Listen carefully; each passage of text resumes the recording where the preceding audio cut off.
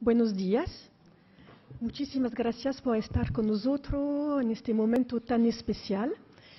Y para el Instituto Francés y la Embajada de Francia es un verdadero placer de poder participar con la Asociación Andaluza de Psicoterapia Psicoanalítica que nos han permitido de recibir a Marie-France Irigoyen.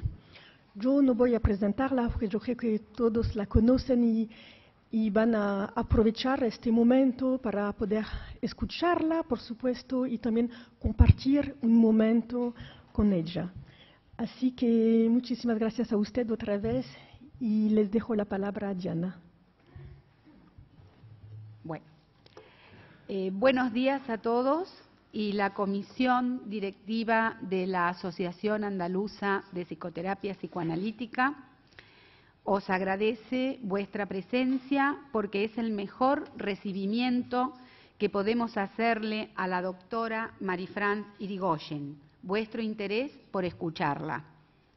Quiero agradecer a los socios de la Asociación Andaluza de Psicoterapia Psicoanalítica, al Consulado Francés de Sevilla, al Sindicato Provincial de Servicio a la Ciudadanía de Comisiones Obreras de Sevilla, a la Unión Provincial de Comisiones Obreras de Sevilla y a la Fundación Cajasol de Sevilla, puesto que entre todos han colaborado para que este evento haya sido posible. A todos ellos, nuestro mayor agradecimiento. La doctora Irigoyen es psiquiatra, psicoanalista y psicoterapeuta familiar. Se formó en Estados Unidos en victimología, rama de la criminología que analiza las secuelas psíquicas en las personas que han sufrido atentados o agresiones diversas. Es una de las grandes especialistas en desenmascarar las actitudes perversas que conducen a la violencia. Ha asesorado al gobierno francés en la legislación sobre esta materia, así como a los magistrados acerca de cómo detectar la manipulación perversa cuando desarrollan su trabajo. Autora, entre otros, de Acoso Moral, un libro de 1998, un libro sobre el maltrato que tuvo gran repercusión mundial. En su última obra, El abuso de debilidad, de 2012, define al mismo de la siguiente manera: es, desde el punto de vista jurídico, el uso excesivo de un derecho que va en contra del derecho de otra persona. Tiene vocación de ayudar a víctimas, testigos y profesionales de la justicia a discernir cuándo hay manipulación y en este concepto esclarece el concepto de consentimiento. Sin más, le paso la palabra a la doctora Irigoyen y la escuchamos.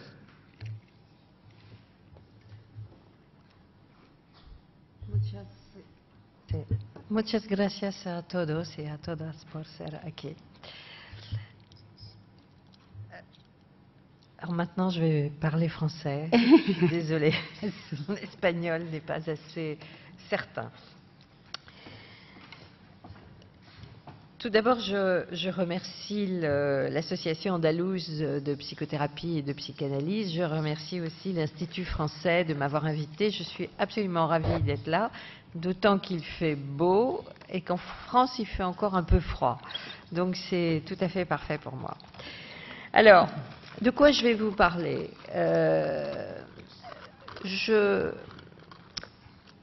Vous le savez sans doute, en tant que psychiatre, je m'intéresse depuis très longtemps à la violence en général, mais pas tellement à la violence visible, celle que l'on peut dénoncer facilement en allant porter plainte à la police, mais beaucoup plus au glissement d'une situation qui est normale et qui devient une situation abusive. Au fond, depuis que je travaille dans tous mes livres, c'est un peu ça que j'ai essayé de décrire. Dans le premier livre, le harcèlement moral, la violence perverse au quotidien, je montrais comment dans différents contextes, des personnes subissaient quelque chose qui était réellement de la violence, mais dont ils n'avaient pas les moyens de le dénoncer comme tel, parce que c'était très subtil et très destructeur.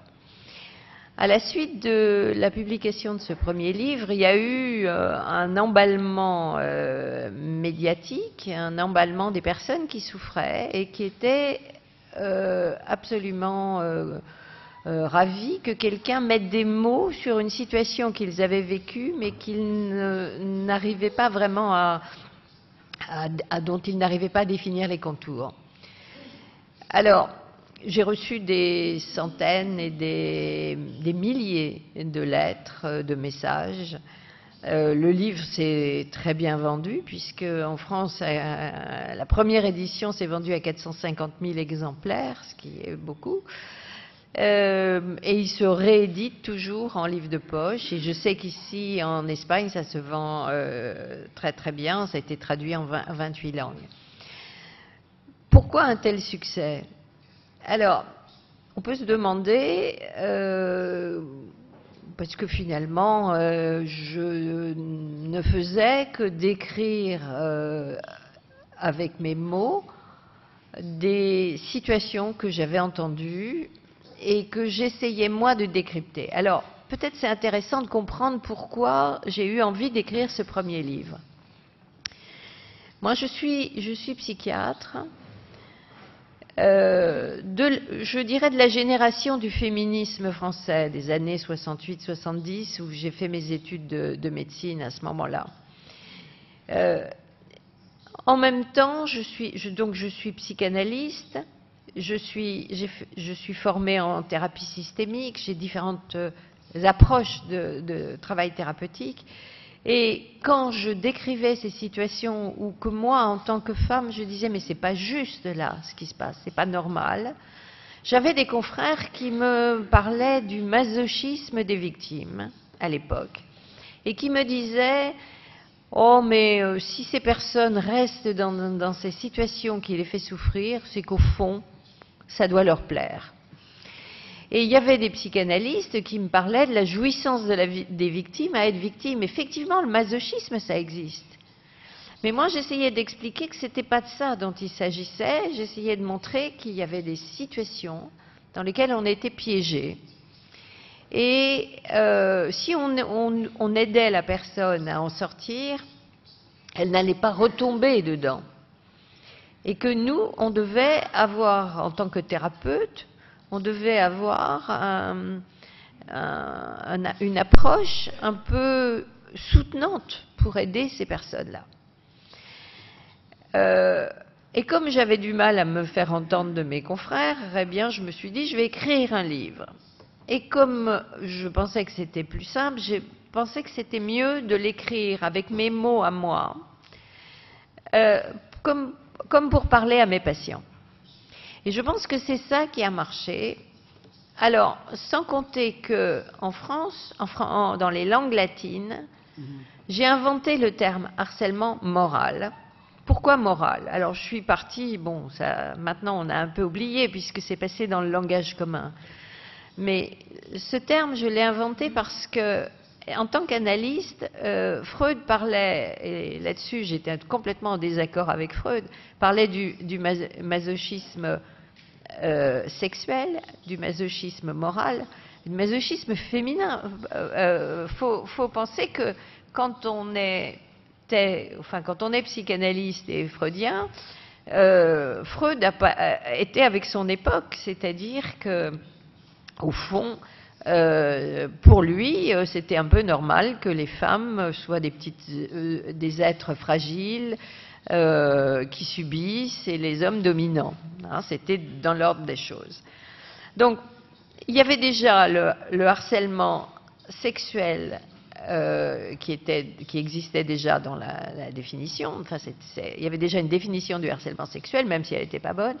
Et puis, donc, j'ai voulu parler du harcèlement moral, avec cette idée aussi que dans les langues latines, le terme moral signifie à la fois psychologique, mais signifie également, il y a aussi une notion de bien et de mal. Et la plupart des personnes que j'avais entendues qui subissaient ce genre de situation me disaient « c'est pas bien ce qu'on m'a fait, c'est pas juste ». Et je crois que c'est là-dessus que j'ai voulu, sans verser dans des positions morales comme ça a priori, j'ai voulu analyser au fond ce glissement d'une situation qui est juridiquement sanctionnable, visiblement sanctionnable, nommée comme une violence, à une situation, à un glissement vers quelque chose qui n'est pas forcément sanctionnable immédiatement, mais qui devient quelque chose qui porte atteinte à une personne. Alors, je me rends compte avec le recul que finalement, à travers les différents livres et les différentes approches que j'ai faites, au fond, je parle essentiellement de ça. Si on reprend les livres que j'ai pu écrire, j'ai donc écrit ce premier livre qui a eu ce succès. Ensuite, puisqu'en France, ça a amené assez rapidement la promulgation d'une loi contre le harcèlement moral au travail, puisque mon livre était paru en septembre 1998 et la loi française sur le harcèlement moral au travail est parue en janvier 2002. Donc ça a été assez rapide, disons 1 an et demi après. Donc j'ai voulu écrire un livre pour préciser ce qu'était et ce qui n'était pas. Parce que je me méfie, et je pense que j'avais raison, je me méfiais des utilisations abusives d'un concept. Parce qu'à chaque fois qu'il y a quelque chose, il y a un concept nouveau, on sait qu'il y a des personnes qui vont en profiter pour se servir de ce concept de façon abusive. Ensuite, je suis revenue dans un autre livre sur la violence dans le couple, qui était un point de départ sur lequel j'avais travaillé auparavant. Et j'ai écrit ce livre qui en français a été intitulé « Femmes sous emprise ». Je sais qu'en espagnol il a été traduit « Mujeres maltratadas », mais c'est bien pour montrer, en fait, dans ce livre, je parle essentiellement de la violence psychologique dans le couple. Et d'ailleurs, ça n'a pas été inutile puisque la loi française a été changée en 2010 à partir de ça pour tenir compte de la loi sur la violence dans le couple, la violence dans le couple, oui, a été changée pour tenir compte de la violence psychologique et du harcèlement dans le couple. J'ai également écrit un livre sur la solitude, mais ça je vais y revenir parce que, au fond, la question que je me suis posée, c'est où on en est à notre société, qu'est-ce qui se passe dans notre société. Et puis j'ai donc écrit ce livre dont on va parler sur abus de faiblesse. Abus de faiblesse qui donc décrit bien ce glissement dans d'autres champs, ce glissement d'une situation normale à une situation abusive. Et cela m'a amené à m'interroger sur notre société actuelle. Au fond, où on en est par rapport à la violence. Si on est objectif, on pourrait dire qu'il y a moins de violence à notre époque. Ça, c'est une réalité. Il y a moins de violence objective à notre époque. Sauf qu'on est à une époque où les limites entre ce qui est normal et ce qui n'est pas normal ont complètement fondu.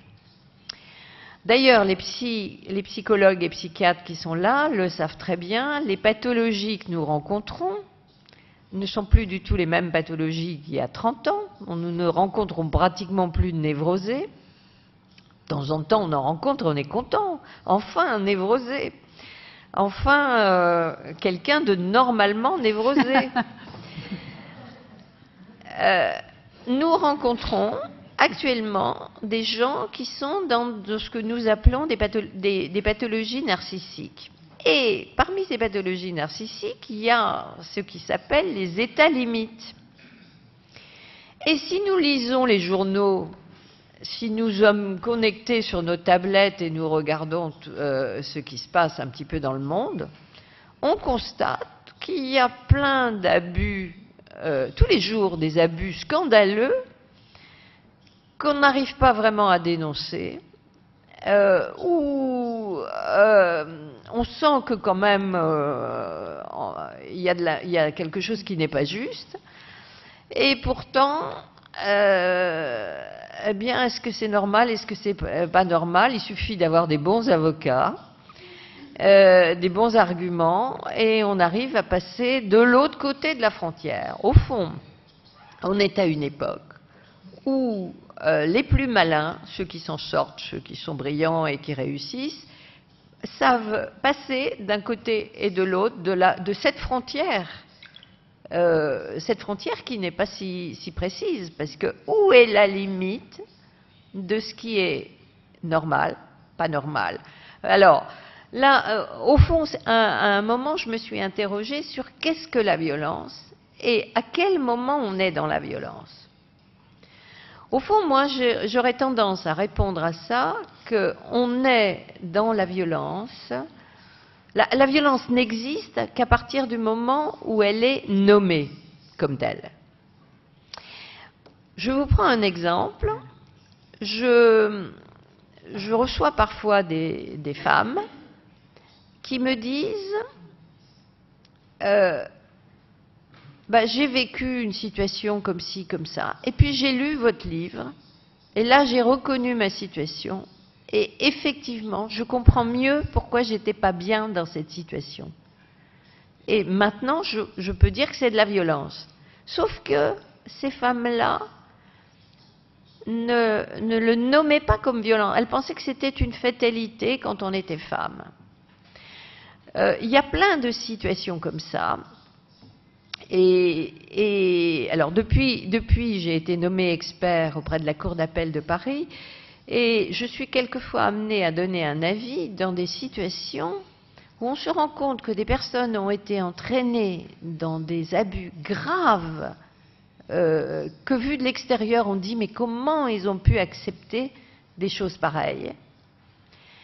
Et là je pense par exemple, la dernière chose que j'ai vue il y a 2 jours, c'est une situation de personnes qui ont été entraînées par un psy, moi ce que j'appelle un pseudo-psy, c'est-à-dire un psychothérapeute, sorte de gourou, qui avait amené très clairement pour obtenir de l'argent et pour avoir du pouvoir, qui avait soumis des patients, soi-disant pour les aider, mais il les avait abaissés, soumis, il leur avait pris tout leur argent et il les avait amenés à accepter des choses inacceptables.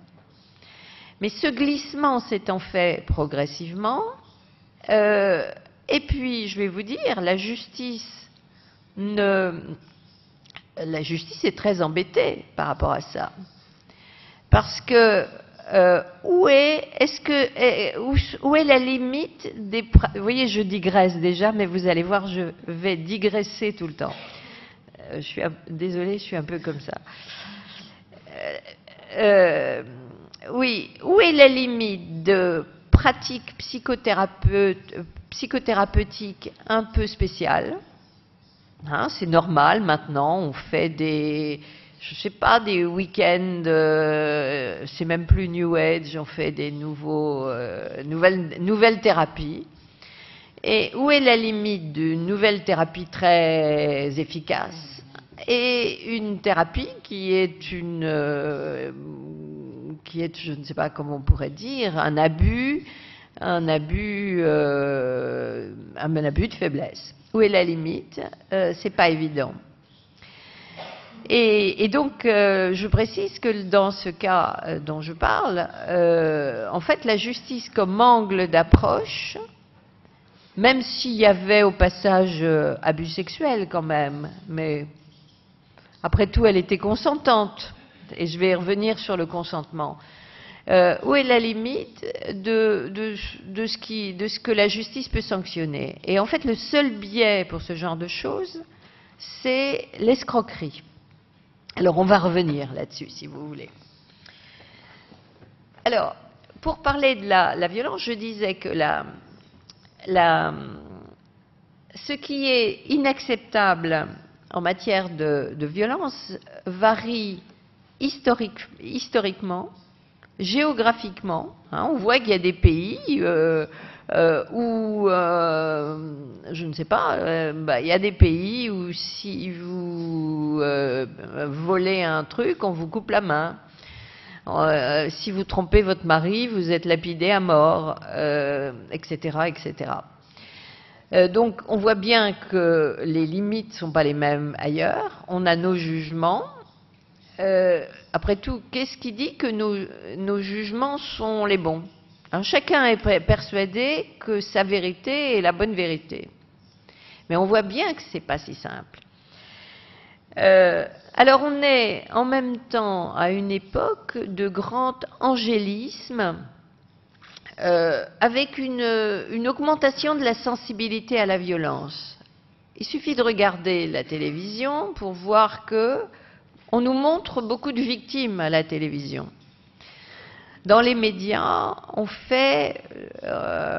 monte en épingle les histoires de victimes. Et on met, à mon avis, un peu trop l'accent sur comment on doit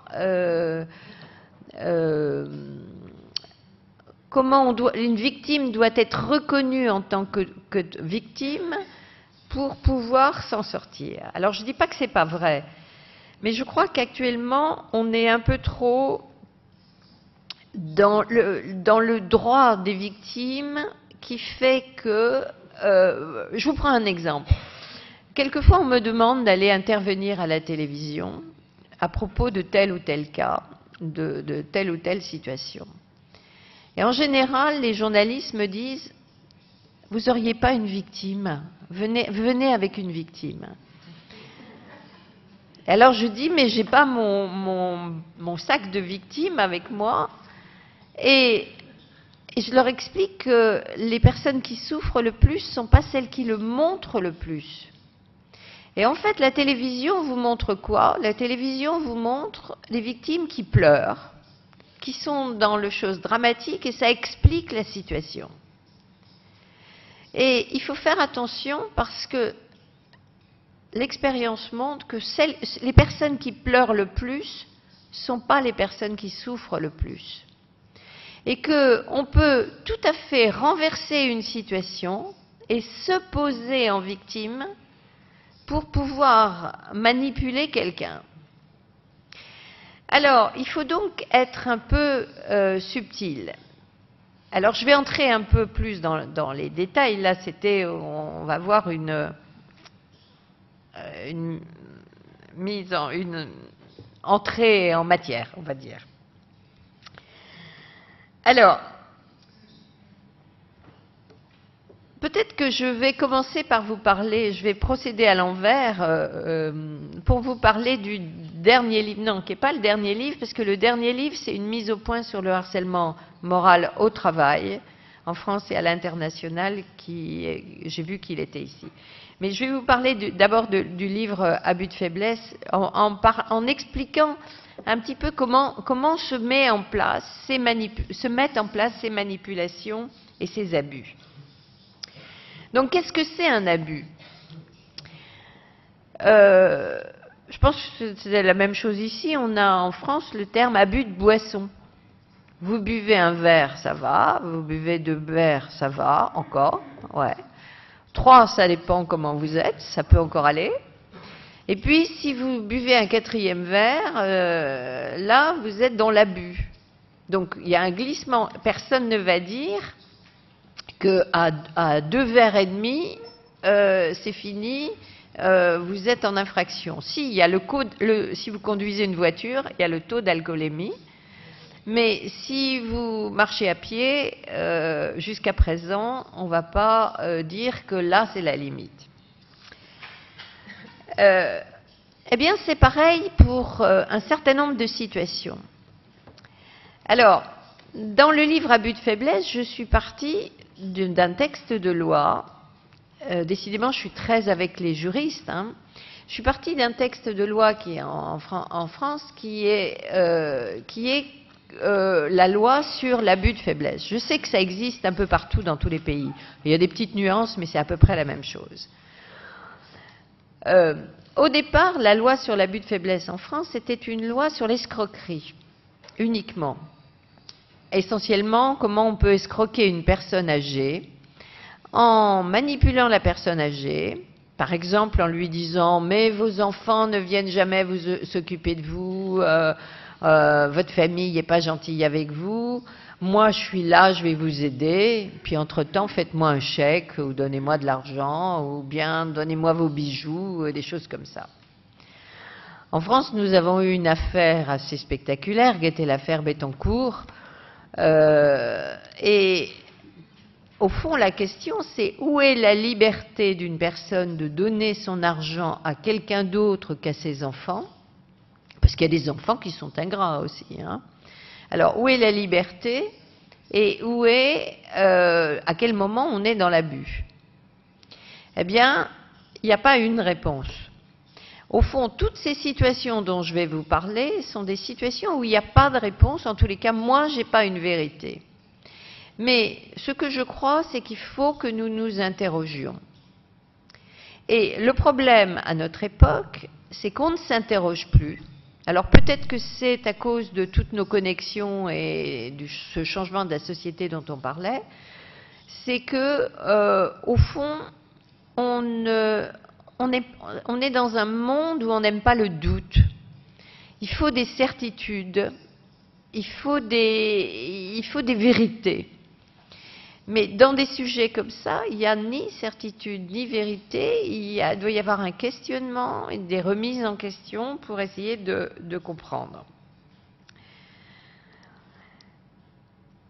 Alors, en ce qui concerne les relations sexuelles, à quel moment on est dans quelque chose qui est réellement consenti et à quel moment on est dans quelque chose qui est abusif? Pour tous ceux qui sont thérapeutes ici, vous avez certainement entendu des femmes qui ont dit « j'ai accepté des rapports sexuels alors que j'en avais pas envie, mais mon mari était énervé et au moins ça l'a calmé ». C'est-à-dire que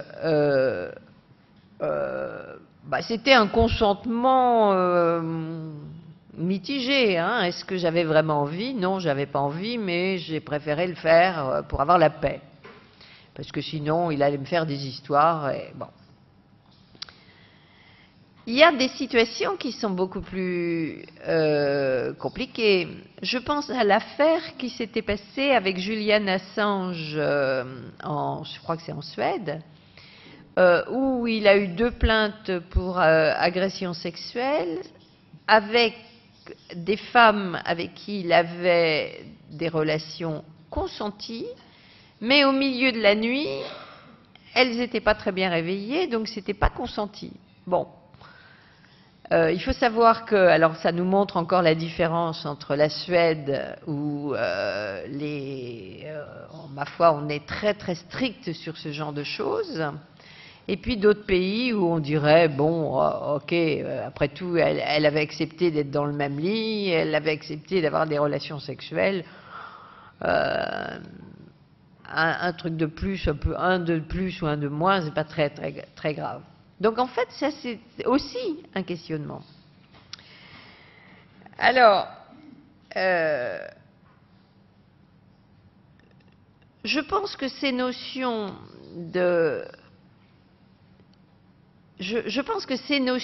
au niveau de la sexualité sont des notions qui ont beaucoup évolué, en particulier nous en France, à la suite de la loi sur le harcèlement moral en 2002. On avait changé la loi sur le harcèlement sexuel Et puis, il y a eu des protestations parce que cette loi le texte n'était pas suffisamment défini.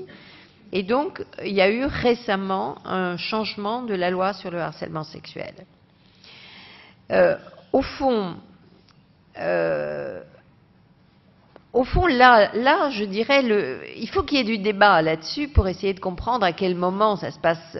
Je pense à un livre d'Elisabeth Badinter, qui est un peu connue partout pour ses positions féministes, et qui avait dit, mais enfin, quand votre supérieur hiérarchique vous harcèle sexuellement, vous n'avez qu'à lui donner une paire de claques, et puis c'est réglé. Et si vous n'êtes pas content de votre mari, eh ben, vous n'avez qu'à divorcer, et c'est très simple. Mais moi, je tente à penser qu'Elisabeth Badinter, qui est une dame qui a certaines positions et qui a surtout beaucoup d'argent et qui n'est pas tout à fait dans la réalité du terrain, je crois qu'elle ne s'est jamais trouvée dans la position où elle risquait de perdre son travail parce qu'elle aurait donné une paire de claques à son supérieur hiérarchique. Est-ce qu'on le fait? Je crois qu'on est piégé déjà. Si on est... Je vous prends un exemple d'une de mes patientes. Vous voyez, je continue à digresser. Ce n'était pas du tout dans l'ordre dans lequel je voulais parler, mais ça ne fait rien. Je vous prends l'exemple, j'ai une patiente qui a un travail important dans une très grande compagnie du secteur esthétique et elle est directrice financière dans cette compagnie. C'est un poste très important et elle a comme supérieur hiérarchique quelqu'un qui est à quelques années de la retraite et qui, en permanence, lui fait des déclarations d'amour, essaie de l'embrasser dans les coins, la prend dans ses bras, etc. Cette femme dit « je ne vais pas faire un scandale avec ça, parce que si je fais un scandale, il va avoir des ennuis. Il va se faire virer. Moi, je ne sais pas ce qui va se passer. » Donc, elle passe son temps à esquiver.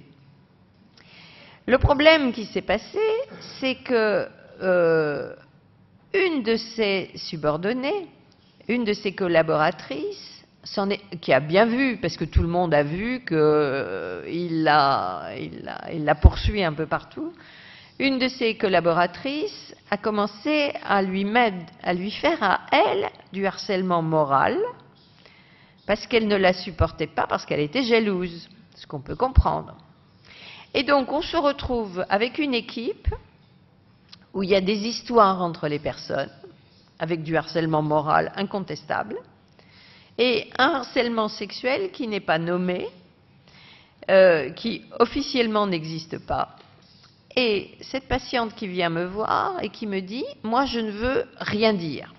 Je veux bien parler du harcèlement moral que me fait ma collaboratrice, mais je ne veux pas parler du harcèlement sexuel que me fait mon supérieur hiérarchique. » Elle me dit, pour essayer d'esquiver, elle me dit de toute façon, dans quelques années, il sera à la retraite, et donc, il y aura quelqu'un d'autre et je serai tranquille.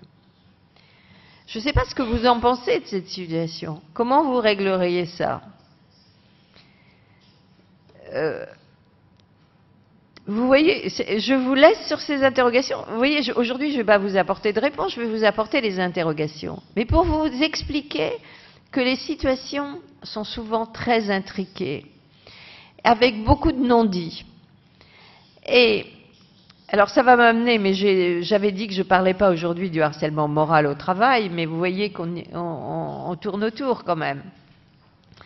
Je crois que ce qui est extrêmement important, c'est d'essayer de comprendre que de toute façon, plus on parle, plus on s'exprime, plus on dit les choses très très tôt, et mieux on peut changer les situations. À partir du moment où on accepte une situation, on est piégé. À partir du moment où on n'a pas dit d'emblée que cette situation ne convenait pas, eh bien, on devient complice. Et quand on est complice, on n'ose pas dire ce genre de situation. Parce que pourquoi je dirais aujourd'hui que cette situation ne me convient pas? Puisque ça fait 2 ans que ça dure, et ça fait 2 ans que j'accepte, que je m'en accommode, ou que je suis bien content peut-être. Donc ça fait déjà plusieurs années que ça dure. Et c'est à partir de ça que l'on est dans ce genre de situation que je décris. Le point commun de toutes ces situations de violence perverse dont je parle, le point commun, c'est que ça vous rend complice de ce qui se passe. Et qu'à partir du moment où vous êtes complice, vous ne pouvez plus vous défendre. Enfin, ça devient compliqué. Et en même temps, vous êtes piégé par la honte et par une situation qui est une situation humiliante. Alors, c'est la même chose avec le harcèlement moral au travail. Et je vais quand même vous en parler un peu, même si j'avais dit que je n'allais pas en parler. J'étais, il y a 2 jours, à un débat avec des DRH parce que, incontestablement, il y a de plus en plus de souffrance un peu partout sur les lieux de travail. Et pas uniquement en France, hein, dans tous les pays. Pour ceux qui ont l'occasion de lire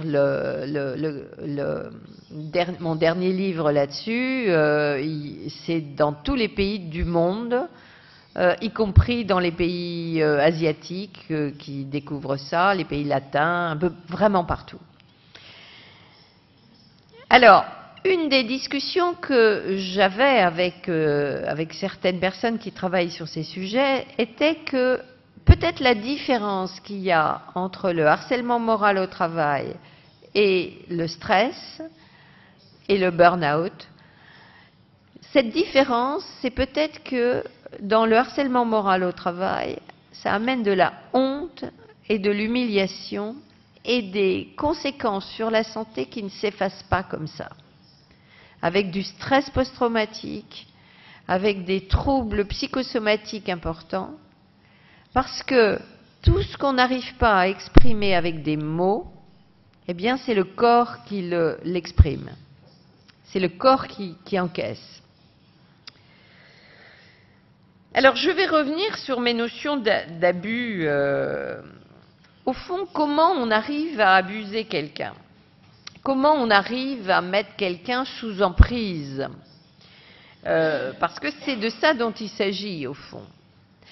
Que ce soit dans une histoire de famille, entre parents et enfants, entre conjoints, pour les personnes âgées, que ce soit dans une histoire de gourou ou de pseudo-psy, ou que ce soit au travail, pour pouvoir amener quelqu'un à accepter quelque chose que la personne n'accepterait pas spontanément, eh bien, il faut la mettre sous emprise. Alors, comment ça marche? On va prendre l'exemple on va prendre l'exemple que j'ai pris tout à l'heure, puisque c'est un dernier cas que j'avais, de ces personnes qui sont allées voir un psy. Hein, et il s'est avéré que le psy en question était quand même un gourou, on va dire. La première chose pour mettre quelqu'un sous emprise, c'est de repérer une vulnérabilité. Au fond, toutes ces personnes-là arrivent à sentir la faille de la personne qui est en face d'eux. Or, nous sommes des humains, nous avons tous des failles. Il ne faut pas dire, en général, quand on voit ça, des histoires comme ça de l'extérieur, on dit, mais enfin moi, ça ne m'arriverait pas, enfin je suis quelqu'un de bon sens, je suis intelligent, j'ai du bon sens, etc. Je suis libre. Eh bien, il faut savoir que plus on est libre, plus on se croit libre, et plus on est vulnérable à la manipulation. En fait, il ne faut pas rêver, nous sommes tous manipulés dans notre société. On est formaté par les médias qui vous disent ce qu'il faut penser. Les journaux vous disent il faut s'habiller comme ci, comme ça, il faut être comme ci, ou il faut penser comme ça. Hein, on vous dit un peu comment il faut être. Et si vous voulez être à peu près intégré dans la société, ben vous vous y conformez. Et ne rêvons pas, nos enfants, c'est encore plus pire que nous. Les plus jeunes sont encore plus vulnérables. Ils sont connectés en permanence, ils dépendent du regard des autres, et donc ils sont vulnérables à la manipulation. Alors donc celui qui veut manipuler, il se sert donc d'une faille que nous avons, qu'il a repérée, et ensuite il fait marcher la séduction. On séduit. Alors, en fonction de la personne qu'on a en face de soi, on va jouer sur le registre qui convient. On va s'adapter. Et au fond, les meilleurs manipulateurs sont des caméléons. Des caméléons qui savent séduire, plaire. J'ai un ami qui a rencontré au Québec le grand escroc québécois.